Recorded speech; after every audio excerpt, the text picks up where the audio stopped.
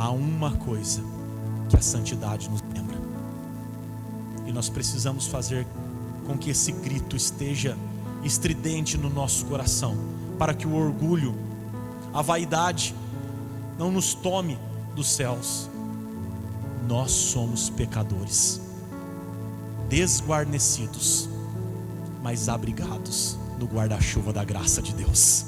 Nós precisamos lembrar, precisamos buscar então a Deus para nos revestirmos de santidade, para não nos tornarmos orgulhosos e soberbos, ansiando por mais do que aquilo que Deus disse que nós seríamos, ou do que aquilo que Ele desejássemos que de fato fôssemos. Quando você olha para você, quem você tem visto na frente do espelho? Um dos símbolos da mitologia foi Narciso. E Narciso era um homem que cultuava o corpo. Desta palavra a filosofia cortou o narcisismo. E todos aqueles que declaram culto ao corpo estão sofrendo a síndrome de Narciso. E a história conta que Narciso, ao olhar as aves, disse: eu tenho toda a beleza do mundo, só me falta o poder de voar. E ele conferiu a ele, ele fabricou para ele asas tecidas com penas de animais e cera, betume que se passava nos navios. Ele subiu a um alto monte. A mitologia diz que de lá ele se atirou e se desfaleceu sobre as rochas do despenhadeiro, morrendo, mas declarando a sua beleza. Há muita gente que morre encantada com a sua alta performance. Meu irmão, nunca se esqueça que tudo que fazemos é Deus em nós.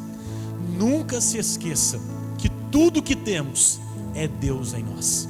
E se há alguma coisa boa em nós, isso não é nosso, é graça de Deus, é dom de Deus. Porque se nós estivéssemos longe da graça de Deus, nós nada seríamos. A santidade moderna se esqueceu de se esvaziar diante de Deus e se orgulhou da sua alta performance. Os nossos cânticos exaltam a nós mesmos. Há hoje uma fabricação musical tremenda, antropológica, voltada para o culto ao homem. Há ainda cantores que gastam do seu tempo e de recursos para fabricar louvores, onde o mais importante é declarar que Deus o vingará, porque a vingança tem sabor de mel. Aonde estão os cânticos onde o pecador contrito se encontra com a graça de Deus e rende a Ele louvores de adoração?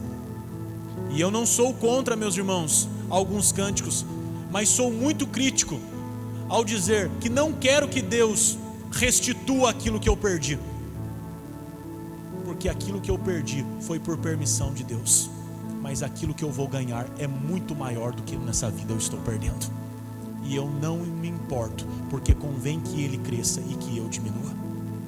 Nós precisamos tomar muito cuidado com o anseio de querer ser mais. O segundo conselho que a Bíblia nos deixa para que não cometamos o mesmo erro que o diabo cometeu é entender qual é o nosso lugar em Deus. Para mantermos um relacionamento saudável com o Senhor, para mantermos uma vida saudável com Deus, precisamos entender duas coisas vitais. A primeira, qual é o nosso lugar em Deus? E a segunda, qual não é o nosso lugar? Mas para fazer você entender exatamente o que eu quero dizer, eu vou usar a vida de um homem chamado João Batista como exemplo.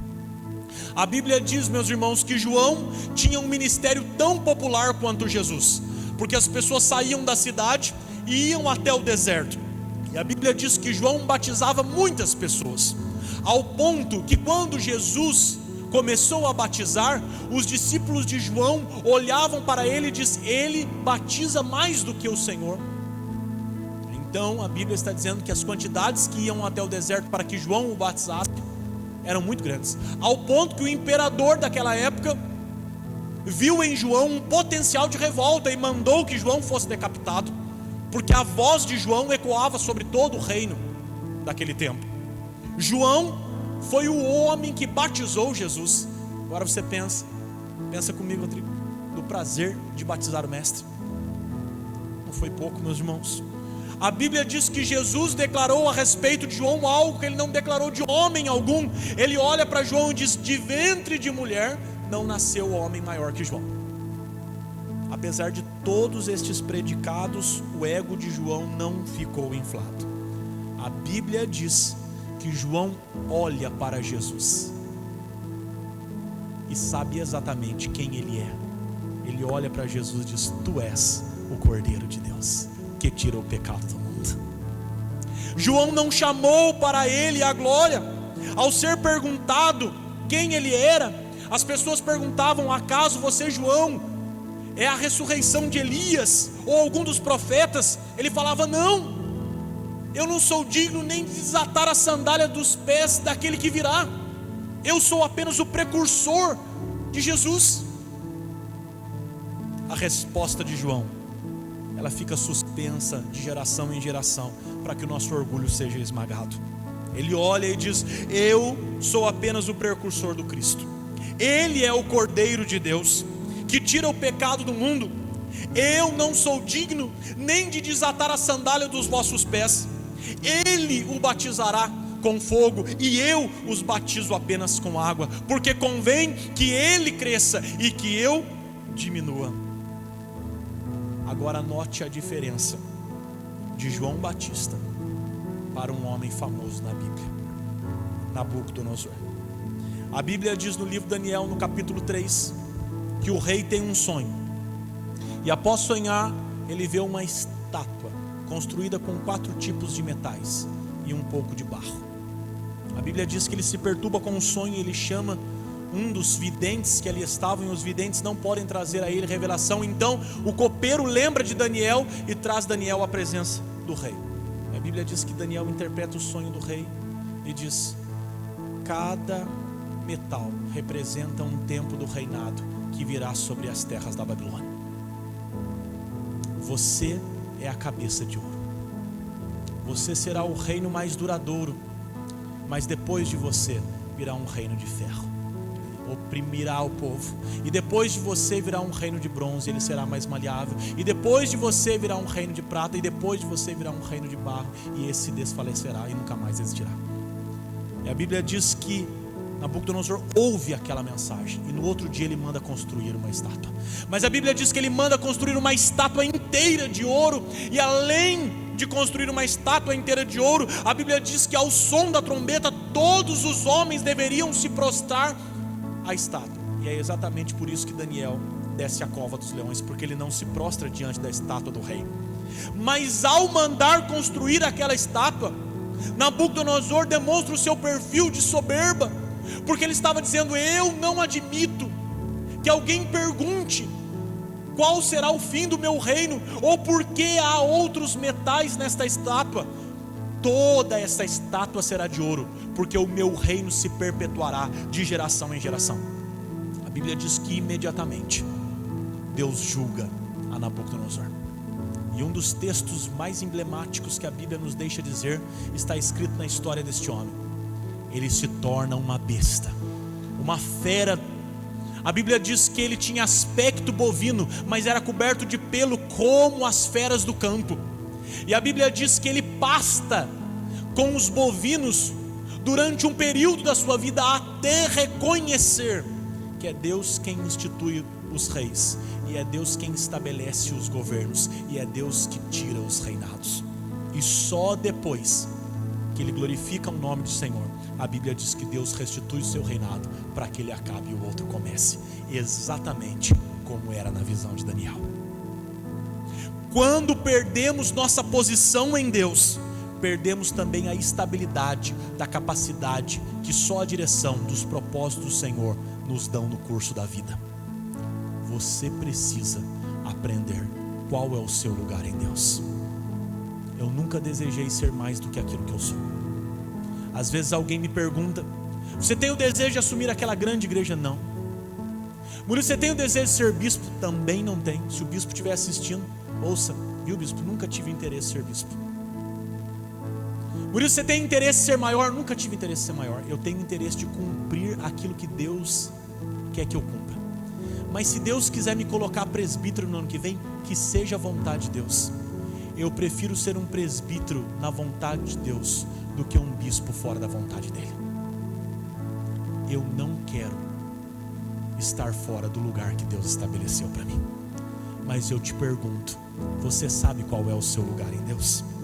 Então nós precisamos nos voltar a Deus em humildade e pedirmos a Ele que nos dê um coração contrito e quebrantado, dependente da sua graça, para que o risco de cairmos na soberba, de querermos ser mais, não envaideça o nosso coração. Por fim, o último conselho que a Bíblia nos dá é que nós devemos nos preocupar com a nossa reputação diante de Deus e não com a nossa reputação diante dos homens. Para ilustrar este ponto, é necessário fazermos uma comparação entre dois homens da Bíblia, mais exatamente dois reis, Davi e Saul. A Bíblia diz que tanto Davi quanto Saul foram visitados por profetas em momentos diferentes do seu reinado. Mas a Bíblia diz que Saul, o primeiro rei das tribos de Israel, ele estava fora da vontade de Deus e ele fora sacrificar no lugar de Samuel, mas o profeta Samuel fora ao seu encontro. E a Bíblia diz que quando o profeta Samuel vê Saul sacrificando, ele diz: o que você fez? Você sabe que esse não é o seu lugar. O seu lugar é governar as terras do reino. Mas porque você prevaricou o altar do Senhor, porque você fez aquilo que você não foi chamado para fazer, o Senhor tem procurado entre o seu povo um rei que ele estabelecerá segundo o seu coração.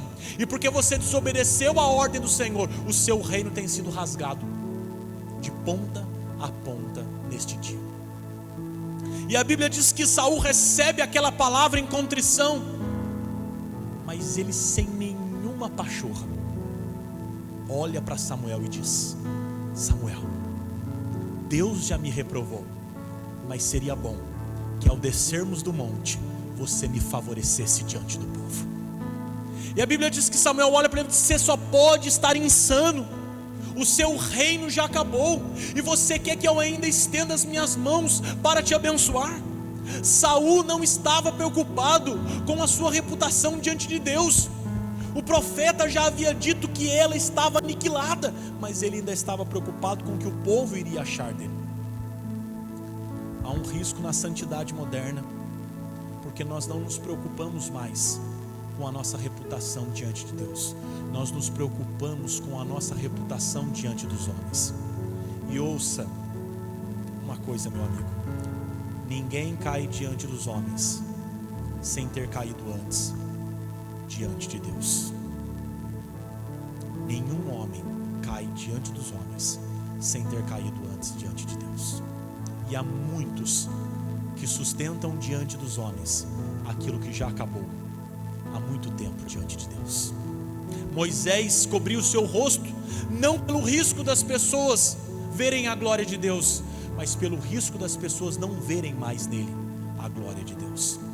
Muito cuidado, porque às vezes nós nos preocupamos muito mais em quem somos diante dos homens do que quem somos diante de Deus. Mas a Bíblia diz, meus irmãos, que Davi também fora visitado por um profeta, que trouxe a ele também um recado duro: Natã. A Bíblia diz que quando Natã vem ao encontro de Davi, a Bíblia diz que Davi se rende diante do profeta e diz: eu pequei contra ti, ó Senhor, e somente contra ti pequei, e porque pequei contra o Senhor, eu lhe peço perdão. A partir do pecado confesso de Davi, a Bíblia diz que ele compõe 2 lindos cânticos que se encontram no Salmo 32 e no Salmo 51. São cânticos de lamentação, de misericórdia e de perdão. Davi reconhece que era pecador diante de Deus. Ouça uma coisa, meu irmão: você na vida pode fugir de uma autoridade, mas você nunca poderá fugir de um profeta. Davi fugiu de Saul, mas não conseguiu fugir a Natã. O recado de Deus, ele sempre chegará ao seu coração. Mas quem você deseja agradar nesta noite? Quem você deseja de fato querer agradar? Devemos então nos consagrar ao Senhor em santidade, para que sejamos alguém diante dele, e ele então dará testemunho de quem nós somos a respeito dos homens.